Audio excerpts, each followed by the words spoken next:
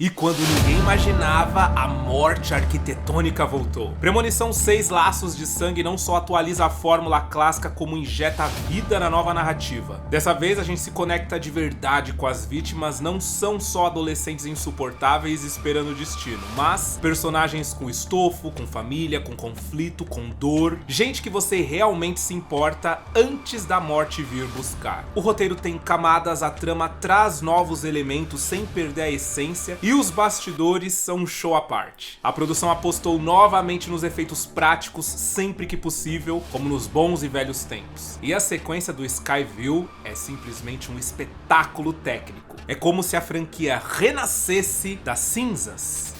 Meus amigos, é muito incrível poder trazer pra vocês Premonição 6, principalmente porque, cara, é o 6º filme. Então, assim, tinha tudo pra ser uma merda, pra ser um lixo total. E é muito bom. Eles refizeram assim, tipo, eles reinventaram tudo. A sequência das mortes. Então, antigamente, era todo mundo que tinha escapado do desastre. Agora não. Agora é muitos anos depois. E tem a ver com a ordem que as pessoas nasceram. E como eu falei na abertura, diferente dos outros filmes, onde eram pessoas, na sua maioria, meio que insuportáveis, meio que a gente não ligava muito, né, pra se elas morressem ou não, tanto faz. Aqui não, aqui a gente meio que se apega, a gente meio que, de certa forma, torce, será que vai viver, será que não vai? Como o começo reinventou tudo, a gente meio que rebuta na nossa cabeça enquanto a gente tá assistindo e fica pensando quem será que vai viver e quem será que não vai viver. Inclusive, descobrimos quem é a única, invicta, sobrevivente de toda a franquia. E vou dizer uma coisa, não trouxeram a gata nesse filme e eu não acho que foi por um acaso. Eu acho que é de caso pensado. Penso eu que vai ter novos filmes, sim, de Premonição, e ela vai voltar pra morrer finalmente.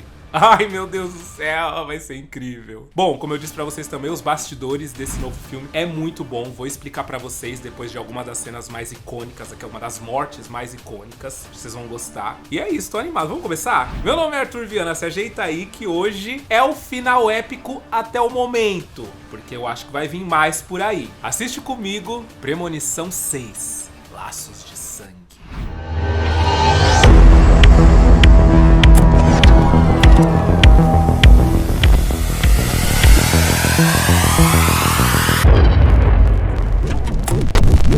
O filme começa mostrando pra gente uma linha de trem e um carro vermelho passando logo em seguida. Inclusive, já pra falar, né, essa linha de trem remete muito a gente ao primeiro filme, A Morte do Stifler, que eu não consigo lembrar o nome dele, eu só sei que o nome dele é Stifler. E no carro vermelho está o nosso casalzinho. Eu achei que fosse o casal de protagonista, mas não são. Mas, cara, eles são muito protagonistas dessa abertura, que é o Paul e a Iris. A Iris é babadeira, gente, grava ela. Ele fez uma surpresa pra noiva dele. Ele levou ela no Skyville, que é tipo um restaurante, é um bar-restaurante com danceteria, que tá estreando ali naquele momento, nos anos 50. E é uma construção extremamente alta, onde as pessoas comem lá em cima, ficam apreciando a vista. Ela chega, ela fica super feliz, super animada, porque é um evento muito exclusivo, é a noite de abertura. E logo que ela chega, já começa aquele climão de premonição, é aquele sonzinho no rádio que muda do nada, quando ela tá chegando, chama a atenção dela. Quando ela vai entrar no elevador, ela quer esperar, né, porque o elevador tá cheio, e o moço do elevador fala, não, pode vir que cabe. Não cabia, tá? Tava falando a 8 pessoas, tinha 72. Achei esquisito. A porta do elevador não fecha, elevador podre. Aí começa, tá? Aqui nessa franquia até que não tem tanta,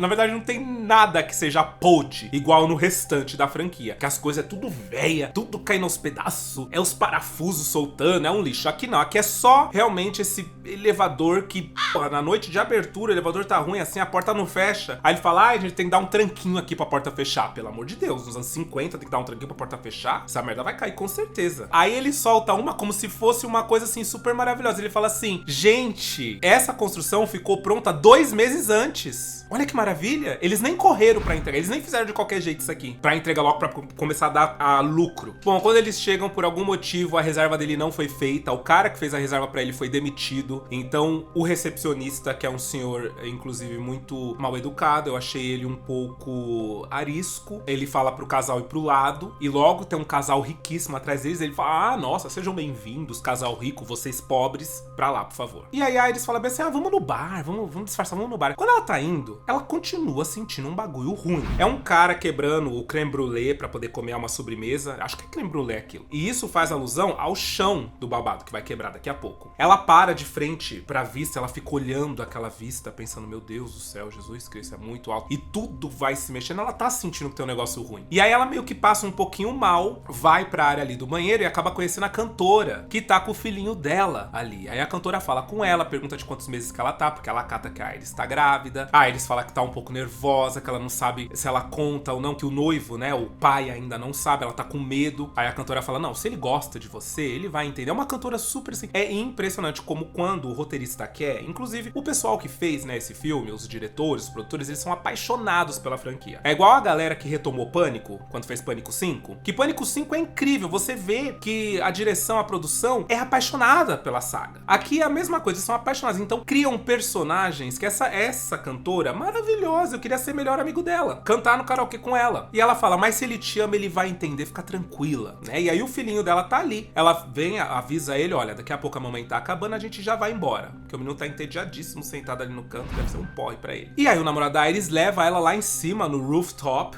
e acaba pedindo ela em casamento ali mesmo. E aí ela fala, não somos só nós que vamos se casar, somos nós todos. Ele pergunta, nós todos os fantasmas? Não, brincadeira.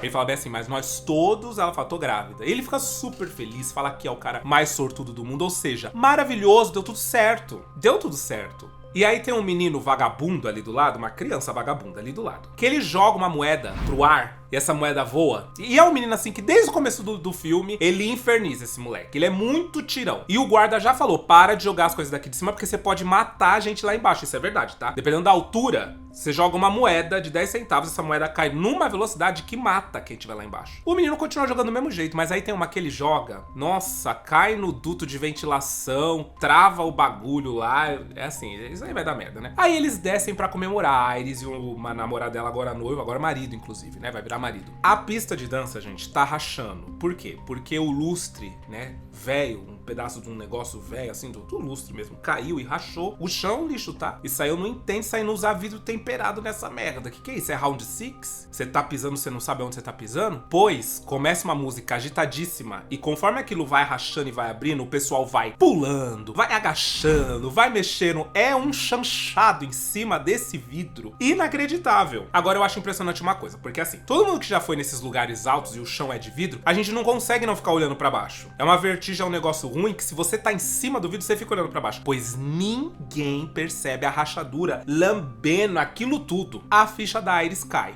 Ela fala, opa, vem pra cá que tá rachando o chão. Ela tenta avisar a galera, mas é tarde demais. O chão abre e o povo cai.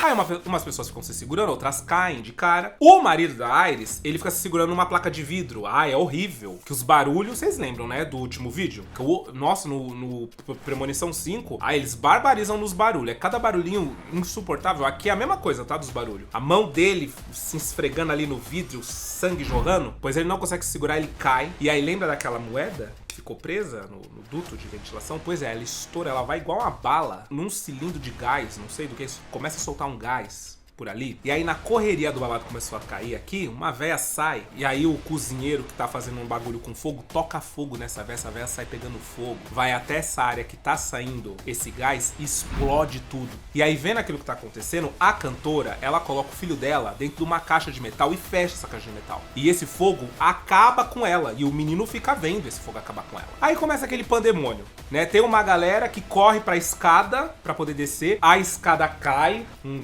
pedaço assim explode, todo mundo cai, só o menino demônio, o menino vagabundo, ele consegue. Ele consegue descer. Ele olha, faz uma cara até de lero, lero, lero, conseguir e desce. E aí o rapaz do elevador fala, vamos pro elevador. Vai todo mundo pro elevador. Só que aí todo mundo quer descer junto no elevador. Porque todo mundo quer sair dali, né? Aquele desespero. Não consegue. Aí lembra do recepcionista, Arisco? Pois é. Ele fica preso entre o elevador e pra fora. E aí o elevador desce e parte ele no meio.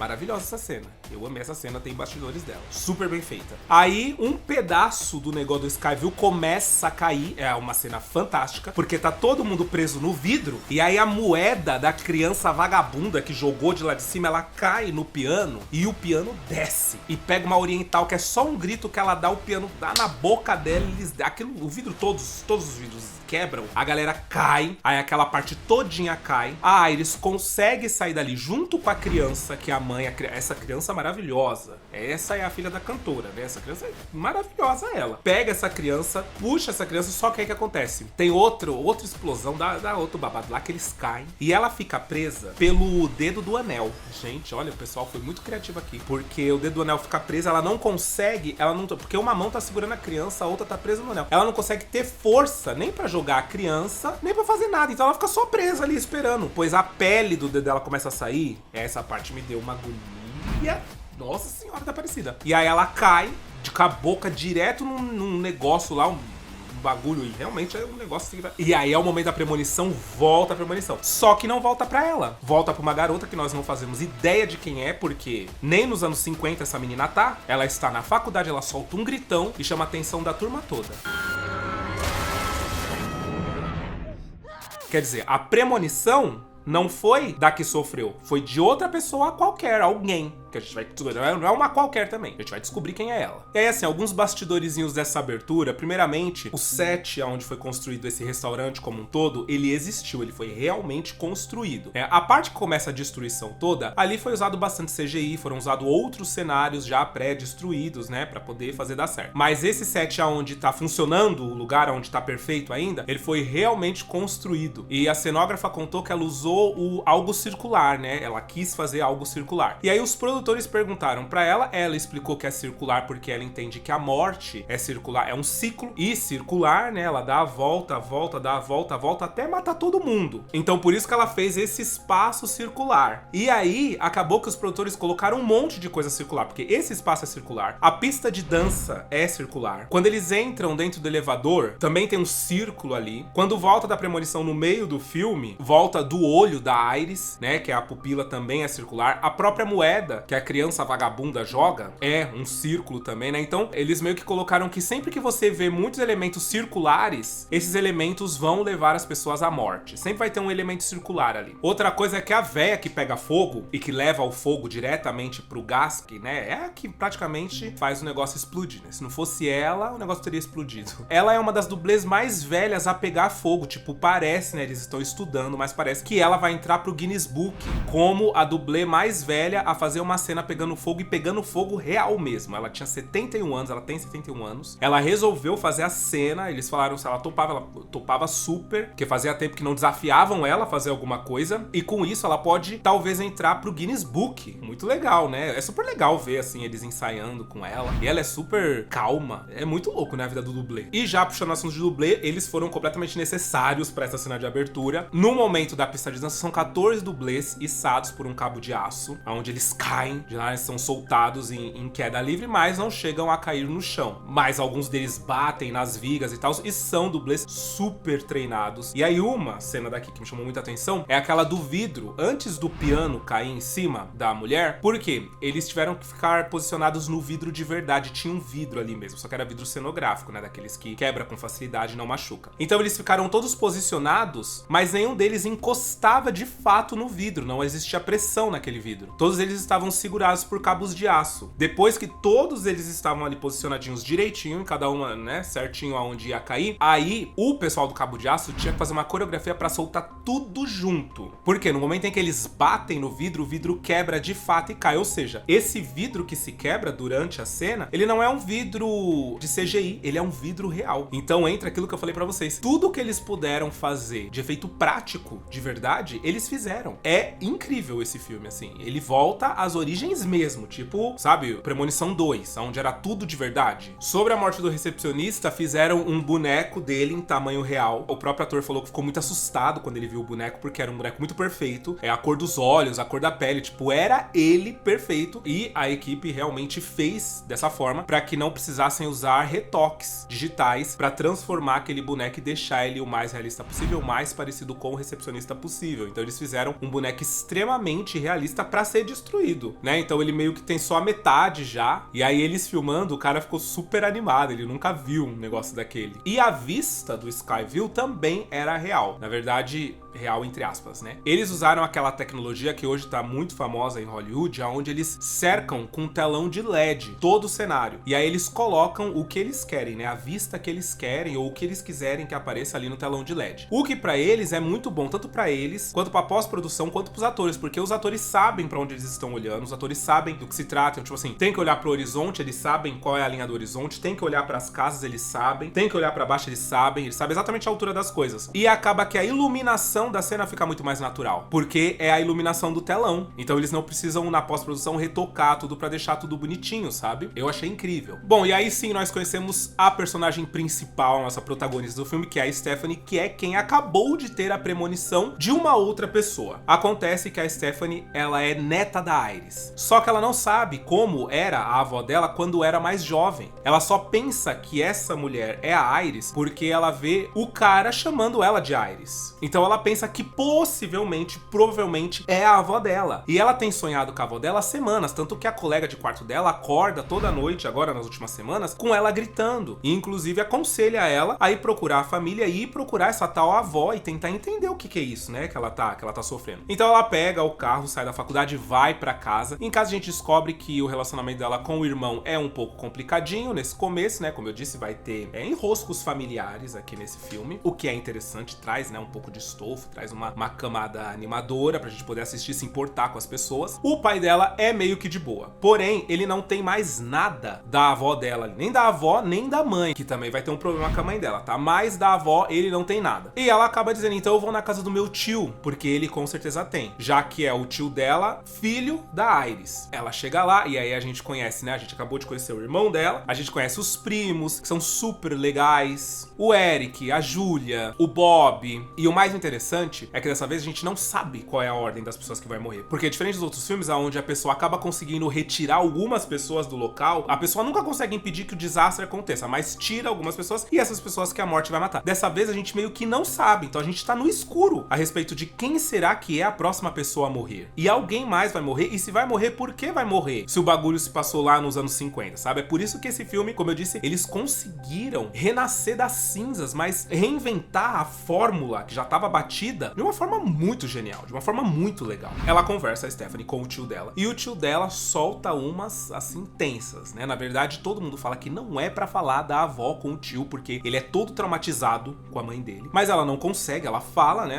Aliás, afinal de contas, ela foi pra lá pra isso. E ele fala simplesmente que ela é uma mulher completamente louca, que quando eles eram pequenos, depois que o pai deles morreu de uma forma meio abrupta, ela ficou completamente louca, tentando prever formas e mais formas horrorosas das crianças morrerem. Só que ela passava pras crianças, né? Tanto pra esse tio dela quanto pra mãe dela. Então ela meio que traumatizou os dois. O Estado dos Estados Unidos, vendo que ela parecia um pouco desequilibrada, tirou as crianças da guarda dela, colocou no orfanato e ela vivia mandando várias cartas pras crianças, ainda falando pras crianças maneiras horrorosas que elas poderiam morrer pra elas se protegerem. Só que elas não entendiam aquilo. Nunca entenderam, aliás, porque nunca aconteceu nada com elas. Então eles simplesmente decidiram que ela era uma mulher perigosa, instável psicologicamente e perigosa. Logo, depois dela ter causado todos esses traumas na vida dos filhos, eles nunca mais procuraram por ela e evitam falar no nome dela, porque é um grande trauma. Então, ele não fala aonde ela está, porque é isso que a Stephanie quer saber, né? Ela quer alguma informação da avó dela. E aí ela pede pra tia. A tia, meio a contragosto, fala bem assim, olha...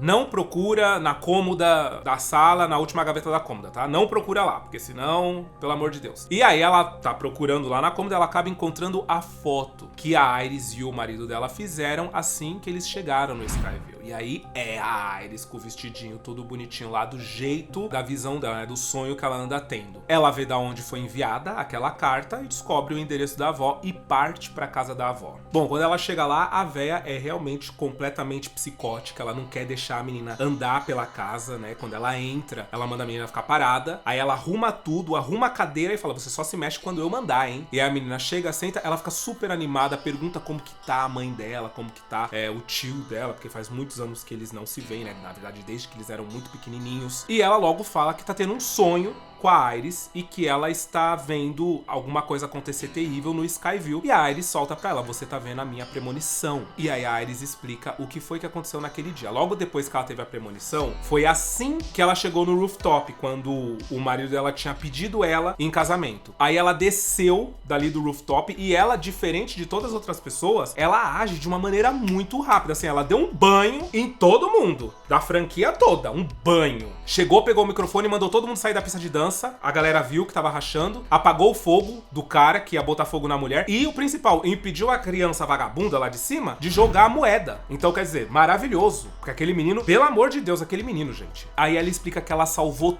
todo mundo, ela salvou todas as vidas, ela não salvou uma ou outra. Foi todo mundo que ela salvou. Porém, depois que ela salvou, não adiantou nada, porque a morte foi pegando cada um deles. E aí o que acontece? Ela fez um livro, porque como ela percebeu que existia similaridade nas mortes e que tava morrendo na ordem em que ela tinha visto a galera morrer, né? Os da pista de dança primeiro, depois os da explosão e tudo e tal, ela começou a catalogar tudo e começou a perceber que existia um esquema da morte. E que a morte fazia parecer que tinha sido coincidência, ela precisava usar da coincidência pra fazer com que as pessoas morressem. Então, desde então, a coincidência tem matado todo mundo. Ela ficou muito esperta e aprendeu a ler os sinais. E aí tem uma cena muito interessante, porque tem um momento que ela se movimenta e tal, e aí um espelho vira, e aí o reflexo do sol começa a fazer com que uma corda seja pra arrebentar, que é uma corda que tá segurando um vaso. E aí ela percebe na hora, a Iris. Ela fala, epa, teve um movimento aqui. Ela olha pra corda, aí ela joga um bagulho no espelho e fala, Bessie, tá querendo me pegar, né? Ah, mas comigo não, comigo não. É muito interessante porque, de fato,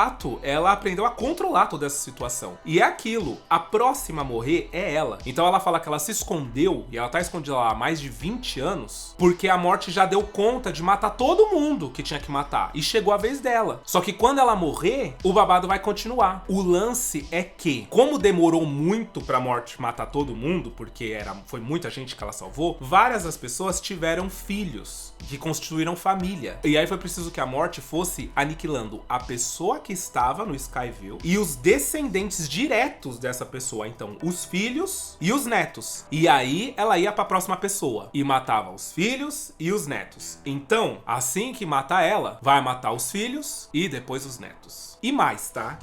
Vamos colocar melhor? Vai matar o filho mais velho do sobrevivente do Skyville e os netos do filho mais velho. E aí vai passar pro próximo filho, os netos, e aí o próximo filho, os netos, e assim por diante. É um esquema todo minucioso. Ela mostra num livro que ela fez esses anos todos, catalogando tudo, absolutamente tudo. A maneira como todo mundo morreu. Todo mundo que saiu no jornal, que teve obituário e tal, todo mundo. Com isso, dá pra você conseguir prever de todas as formas como você poderia morrer. Ela explica isso pra Stephanie e fala, estuda esse livro, guarda, porque é com ele que você vai proteger a nossa família. Porque ela, a Iris, tá doente. Então agora a morte vai pegar ela, quer queira, quer não. Mas assim que ela for, vai precisar de alguém ciente de tudo que tá acontecendo pra proteger as próximas pessoas. A Stephanie acha aquilo loucura total, não quer acreditar. Tipo, mano, desculpa, não dá. A Iris entende que a Stephanie não está crendo, então ela fala bem assim, eu vou mostrar pra você, porque é isso, né? É ver pra crer. Então guarda esse livro e eu vou te mostrar. É muito interessante porque quando ela tá prestes a sair, finalmente bate aquele vento, que é o vento da morte, né? Que desde o primeiro filme é muito icônico. Bate o vento. Stephanie!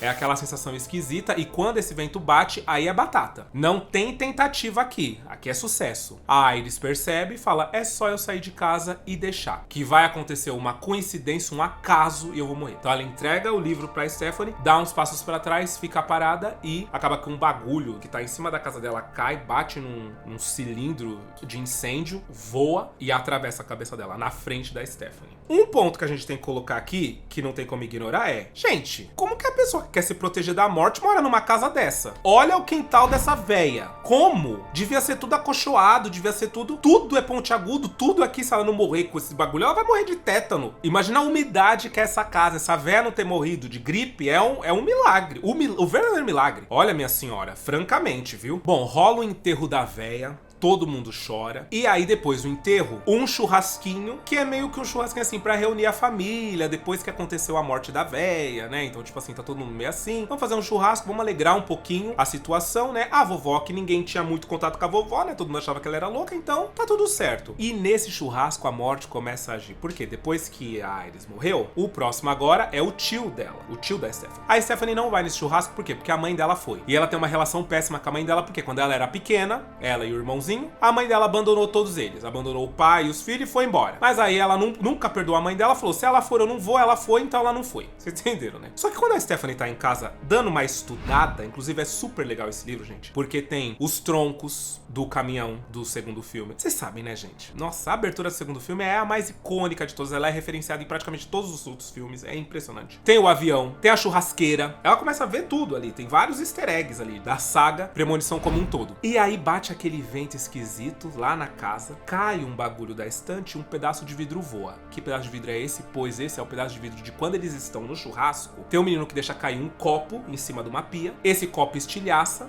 Só que aí do lado tem um tanque de gelo e cai um pedação de vidro nesse tanque de gelo. É terrível, terrível, assim. Foi a cena ícone do trailer. Todo mundo começou a fazer a trend, né? Um novo medo desbloqueado, porque fica invisível o caco de vidro naquele monte de gelo. Completamente invisível, não dá pra ver. E aí, assim, tudo ali naquele churrasco tá propício. Eles estão pulando numa cama elástica meio velha que tá soltando. Inclusive, vocês são meio grandes pra ficar pulando nessa cama elástica. Vocês são atleta? Vocês vão pras Olimpíadas? Então desmonta essa merda, que vocês não são mais criança também. E aí tem aquele bagulho de capinar de baixo com os dentes pra cima, que aquilo ali é um perigo. Fazem o drink, colocam o gelo junto com o caco de vidro bem pontudo pra cima, dão os copos pra todo mundo brinda, maravilha. Olha, a menina se engasga, aí você pensa, nossa, o vidro descendo, cortando a garganta dela todinha. Ah, eu acho incrível, tá? Que eu sou ruim pra engolir um comprimidinho desse tamanho, eu sou ruim. Pra engolir um caco de vidro desse tamanho seria impossível. Mas a menina começou, só que não é. Ela tá só engasgada mesmo. Aí o cara, o pai, né, o tio, na verdade, ele começa a mastigar o gelo. Eu tenho ódio de quem mastiga gelo. Pelo amor de Deus.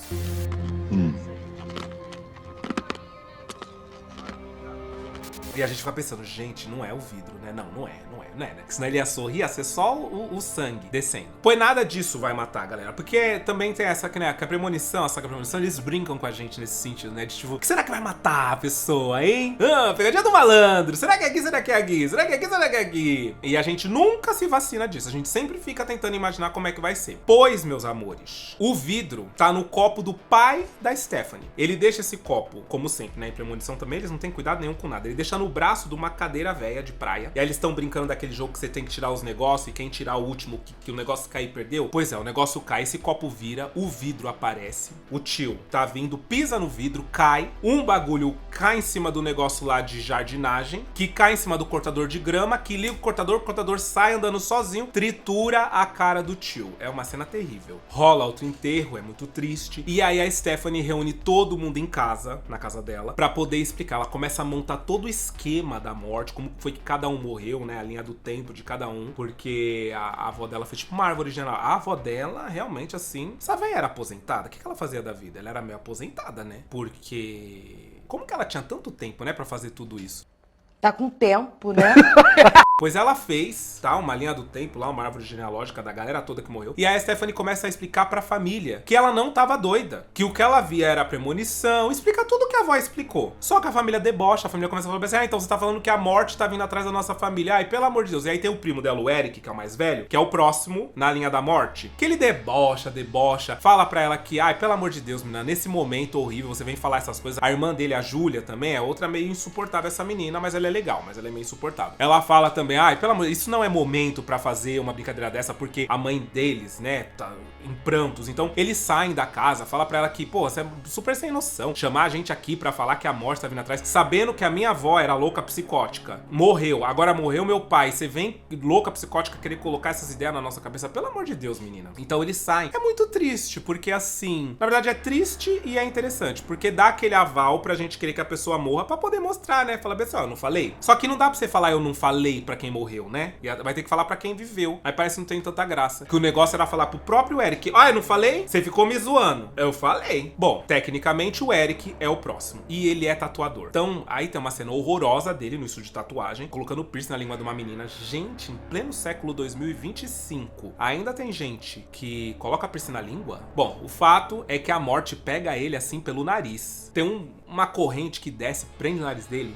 começa a rodar no ventilador, e aí tem uns produtos inflamáveis no estúdio dele que cai, explode, começa a pegar fogo. Ele sobe em cima de um balcão de vidro pra impedir o negócio de puxar o septo dele, que aquilo ali é uma agonia sem fim. O balcão quebra, ele cai, a loja pega fogo, morreu. No dia seguinte, a Stephanie acorda o irmão dela e fala: cadê o Eric? Eu tô mandando mensagem pra ele, ele não responde. Pelo amor de Deus, pegaram o carro, foram atrás dele e ele tá vivo. Ele não morreu. Ele saiu só com uma queimadura. E aí ele zoa a Stephanie. Ele fala assim: ah, meu amor, tá vendo? Essa história que a morte vem buscar. E pelo amor de Deus. Quando eles estão indo, como ela tá já meio neurótica tentando prever as mortes e ela acha que o próximo é o Eric, ela começa a falar pra ele tomar cuidado com as coisas. E aí tem uma hora que eles estão passando por uma árvore e ela fala: toma cuidado, porque com esse serrador de galhos. Aí ele fala: mas o que poderia acontecer com esse serrador de galhos preso nessa árvore? Aí ela fala: bom, ele, sei lá, poderia cair no soprador de folha, o soprador de folha desequilibrar, jogar esse vento aí na cara dos meninos que tá jogando futebol e eles chutarem a bola em você. Aí ele zoa, né? Ele fala assim: nossa, uma bola de futebol vai me matar? Bom, o fato é que ele começa a tirar sarro da cara da Stephanie. Ela pede pra ele tomar cuidado com o caminhão de lixo, porque o caminhão de lixo chama a atenção dela. Ele vai, zoa, começa a lamber o caminhão de lixo, fingir, né, que tá lambendo o caminhão de lixo. Ele é bem insuportável. E a irmã dele aparece, a Júlia, pra fazer a corrida dela matinal. Ela sai pra correr e adivinha o que acontece? Exatamente o que ela falou. O serrador cai no soprador de folha, o soprador de folha desequilibra, joga o negócio nas crianças, as crianças chutam a bola bate na cabeça da Júlia, a Júlia cai no lixo, o caminhão de lixo pega o lixo, joga o lixo pra dentro, e aí ela vai ser, né, triturada lá dentro, porque eu não sei por que eles têm um triturador dentro do caminhão de lixo lá nos Estados Unidos. Eu achei isso.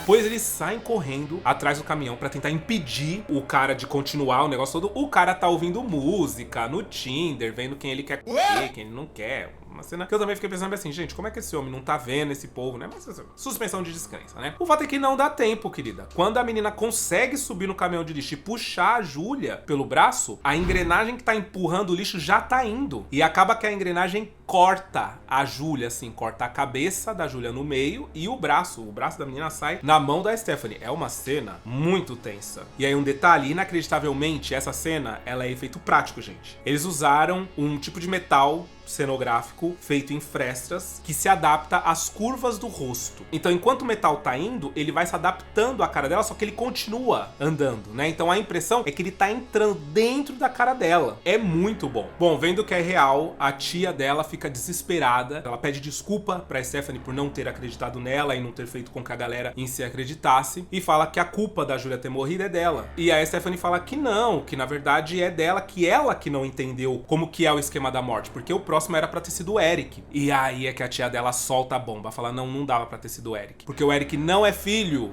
do tio dela. O Eric é filho do vizinho, só que ninguém sabia. E aí vira casos de família, né? Porque realmente não dava pra ele ter morrido. A próxima era de fato a Júlia. E se ela soubesse disso, ela não teria deixado a Júlia ainda. Apesar que a Júlia também era um pouco chatinha, né? Então eu acho que ela ia ficar meio: Stephanie, na boa, cara, me deixa ser livre. Bom, eles começam a discutir, entendem que o próximo a morrer é o Bob, e eles querem impedir o Bob de morrer. E aí a mãe da Stephanie, que agora tá muito mais participativa, ela tá ali no meio porque ela tá vendo as coisas acontecerem depois que a mãe dela morreu, né? Porque ela se preparou a vida toda praticamente pra o momento que a mãe dela morresse. Ela começa a falar que a mãe dela sempre falava de um JB, que o JB tinha respostas, que o JB poderia falar com elas. E aí ela se lembra que o JB trabalhava no hospital, ela tenta lembrar do hospital, acaba lembrando do nome. Eles correm pra esse hospital, todos eles, pra falar com o tal JB, e é simplesmente o Bloodworth, que aqui já tá muito mais velhinho, né? E ele fala com a galera, ele fala que tá cansado, inclusive, de gente indo lá perguntar as coisas pra ele. Porque, né, nos últimos 5 filmes, sempre o pessoal procurava ele pra falar, menos no 4, né? Mas em todos os outros. E aí ele explica que só tem 2 maneiras de vencer a morte. Uma é matando alguém e tomando os anos de vida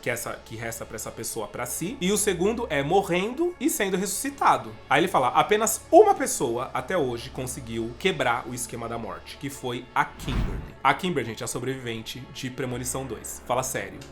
Meu Deus do céu, Premonição 2 é muito icônico, né? Não tem jeito, gente! Não tem jeito, é um dos melhores da franquia toda, é Premonição 2. A única sobrevivente é ela. E ela só é citada aqui, tá? Assim, tipo, ela não voltam a falar dela, ela não aparece pra nada. Eu acho que pretendem trazer ela aí num próximo filme. Tenho quase certeza. E descobrimos, afinal de contas, quem é Bloodworth. Porque desde o início da franquia, ele sempre ajuda todo mundo com o esquema da morte. Acontece que ele é ninguém mais, ninguém menos do que o garotinho que a Iris salvou no começo do filme. Ou seja, ele é o último a morrer e o único dos sobreviventes da primeira premonição de todas. E é por isso que ele sempre tem conselhos pra dar pros sobreviventes das premonições. Faz a gente imaginar que o primeiro a vir falar com ele nem foi o Alex, depois do avião. Deve ter sido com certeza outras pessoas. Então, no fim das contas, ele não é a morte. Ele é de fato um sobrevivente. E aí acontece que o Eric fala pro Bob, ó, a gente não vai deixar você morrer, vamos traçar um plano. E o plano é o seguinte, o Bob, ele é alérgico a amendoim. Então, como eles estão no hospital, ele fala o seguinte, você come um bagulho de amendoim, morre, assim que você estiver morto, eu chamo os médicos e eles te ressuscitam. E acabou, a gente vai quebrar o esquema da morte total. Eles acham que aquilo vai dar certo. Então, eles se escondem, na verdade, eles compram um bagulho de amendoim, se escondem numa sala onde é feito o exame de ressonância magnética. É um pouco fora da realidade? Completamente fora da realidade, na verdade. Né? Porque uma sala com uma máquina de ressonância magnética assim, com a porta aberta, qualquer um pode entrar, pelo amor de Deus. O fato é que o Eric sai da sala e bate a porta pra poder pegar uma cadeira de rodas lá fora. E quando ele bate a porta, cai uma prancheta que ativa a máquina de ressonância magnética. Como se a máquina ficasse ligada esperando alguém mexer ali no computador. E é incrível como, né? Pelo amor de Deus, gente, não. É assim, é muito legal essa morte, mas ela é forçada nesse sentido. Primeiro que essa sala jamais ficaria desse jeito, né? Pra quem quiser passar aqui e entrar, pode entrar. Segundo, que uma máquina de ressonância magnética não é ativada por 2 botãozinhos, pelo amor de Deus. Mas aí, não diferente da máquina de cirurgia ocular, né? Aquela lá do laser de Premonição 5, aqui os níveis de magnetismo, de eletromagnetismo da máquina começa a subir para níveis estratosféricos. Sem botão vermelho de segurança. Passa, nem apita, não avisa ninguém, só passa e vai embora. O menino come o bagulho de amendoim, começa a sofrer os efeitos da alergia dele. Só que aí a máquina tá puxando tudo, porque é de ressonância magnética. E falam, né, pra você não entrar na máquina com nada de metal. Você tem que tirar tudo de metal, porque ela atrai, né? Ela puxa. Ela começa a puxar o celular do Eric. E aí o Eric, ele é cheio de piercing. Então a máquina puxa o piercing do septo dele, puxa o piercing dos mamilos dele. Ele tem piercing até na cabeça do e aí puxa o piercing do dele. E aí o que acontece? O Bob cai da cadeira de roda. E aí o Eric é atraído junto com a cadeira de roda pra máquina de ressonância magnética. E é uma força que essa máquina tem que começa a puxar a cadeira e a cadeira começa a partir o Eric no meio. E leva o corpo do Eric pro meio da máquina, assim. Enquanto isso, lá fora, tá tudo sendo atraído. O Bob arrasta até conseguir pegar na mão do Eric a injeção dele. E é nesse momento que a recepcionista entra. Quando a recepcionista entra pra ver o que tá acontecendo, a mola que segura os doces da máquina que fica atrás dessa sala é atraída, porque ela ficou solta. E aí ela entra na cabeça do Bob e mata o Bob. É 2 uma talagada só. É super interessante? É super interessante. É um pouco forçada, mas é interessante. E aí o ator que faz o Eric, ele comentou que ele amou completamente quando ele leu como seria a morte dele, porque ele ficou com muito medo da morte dele ser muito simples. Ele falou, é tão icônico, eu amo, né, a franquia. Ele falou, eu amo a franquia, então, tipo, se fosse simples, vai ficar, tá bom, né? Tá bom, então vamos lá. Mas quando ele leu que ia ser assim, numa máquina de ressonância magnética, partido no meio, ele achou o máximo. E aí eles fizeram também com efeitos práticos, né? O dublê do Eric ficava, tipo, numa plataforma, debaixo dessa plataforma, ali na entrada da máquina de ressonância, com as pernas pra fora, e a parte do tronco do Eric mesmo, do ator, pra fora, na parte de cima do maquinário. Então, quando eles iam empurrando, né, como o Eric tava meio que sentado e o outro tava deitado, de bruço, conforme ia entrando, ia aparecendo que ele tava sendo partido. Muito incrível eles terem feito dessa maneira. Bom, sobraram agora os últimos remanescentes de toda essa saga, que é a mãe da Stephanie, a Stephanie e o irmão dela. Eles ficam desesperados pensando aonde será que eles podem ir, aonde será que eles podem se esconder, e eles decidem que o melhor lugar é a cabana da Iris, porque ela sobreviveu por mais de 20 anos lá naquela cabana. Então, sem sombra de dúvidas, é o melhor lugar pra eles ficarem. Eles sobem no trailer da mãe da Stephanie e vão. E aí, detalhe, quando eles estão saindo correndo, aquela moeda da criança vagabunda lá do começo do filme, que a Iris impediu ela de jogar, a Iris colocou no livro. E nesse momento que eles saem correndo, essa moeda cai. E aí tem uma outra véia que encontra essa moeda na saída do hospital e pega essa moeda. E aí vocês guardam essa informação, tá? Bom, eles chegam na cabana da Iris, quebram o portão pra poder entrar e acaba que um bagulho cai e prende o cinto da Stephanie e deixa ela presa, sem conseguir sair de dentro do carro. E aí ela fala, então vão vocês. Porque se a mãe dela e o irmão mais novo se esconderem, principalmente a mãe dela, se nada acontecer com a mãe dela, não vai acontecer nada nem com ela nem com o irmão. Então a prioridade aqui é conseguir deixar a mãe dela salvo. Eles descem e quando eles estão entrando, bom, a casa da véia, aquele lugar todo ali, o quintal dela começa a dar curto-circuito, é um monte de coisa. É um bagulho, começa a meio que pegar fogo e sair faísca. Quando eles abrem a porta da cabana da Iris, tem um gás vazando que na hora que a faísca entra, aquilo explode. A mãe da Stephanie chega a fechar a porta, mas explode, todo mundo voa, fazendo inclusive com que o trailer capote e caia num laguinho que tem ali e comece a matar a Stephanie afogada. O irmão dela fica preso em uns escombros, a mãe dele aparece e vem ajudar. Primeiro ele acha que ela morreu, né? Mas ela não morreu. Ela aparece, sobe os escombros, ele consegue sair de lá e quando ela tá falando, olha, eu vou me manter porque enquanto eu estiver segura, vocês estão seguros, um poste cai em cima dela, esmaga ela, game over, assim ó, vai de comes e bebes insta. Chega a dar um sustinho. O irmão entra em desespero, corre pra tentar salvar a Stephanie, percebe que ela tá presa pelo cinto de segurança, ele encontra um canivete ali no furgão que tá virado, começa a cortar o cinto, mas ele não consegue cortar a tempo, a Stephanie fica inconsciente. Quando ela acorda, ele tá fazendo massagem cardíaca nela, ela cospe a água e consegue acordar. Os dois se abraçam e meio que aconteceu com ela o que aconteceu com a Kimberly, né, no segundo filme. A Kimberly ficou completamente inconsciente, quando ela acordou, ela tava sendo ressuscitada. Então é isso, eles meio que comemoram, né, eles conseguiram, ela morreu e voltou, quebraram o esquema da morte. Bom, vários dias se passam e meio que tudo deu certo. É a formatura do irmão dela e ela vai participar, né? Uma coisa que a conexão familiar tinha se perdido completamente, agora estamos de novo, né? Juntos, inclusive só sobrou eles, né? E aí eles, quando eles estão indo, lembra da véia que pegou uma moeda lá na saída do hospital? Pois é, ela sai pra comprar um bagulho e essa moeda cai. Essa moeda cai, rola até o trilho do trem e impede o desvio do trilho de fechar completamente, tá? Ó pra essa véia. E aí, enquanto a Stephanie e o irmão dela estão ali na vizinhança, comemorando o que aconteceu, chega um cara e fala bem assim, olha aí, você é o herói, hein? Salvou a irmã e tal. Ele fala, pois é, ela morreu, o coração dela parou e eu trouxe ela de volta. Aí o cara fala bem assim, não, na verdade o coração dela não parou, né? Aí ele fala, oi? Parou sim. Aí o cara explica, não, ela ficou desacordada, ela perdeu a consciência. Você com uma massagem cardíaca trouxe ela de volta, mas o coração dela não parou. Aí eles falam, oh, mas peraí, então quer dizer que ela não morreu e voltou? A Stephanie sente aquele vento, o vento da morte, né? O vento que é assim, ó, quando venta é porque vai dar certo. Ixi, já não tem nem pra onde você escorrer, tá? A morte já preveu tudo. O trem descarrilha, eles saem correndo pela rua. É uma cena grandiosa, uma cena muito legal do trem vindo pra cima deles assim. Não consegue alcançar nenhum deles, porém, meus amores, sai uns troncos de árvore de trás do trem, porque o trem tava levando uns troncos de árvore e esmaga tanto ela quanto o irmão. E desse jeito termina Premonição 6, Laços de Sangue.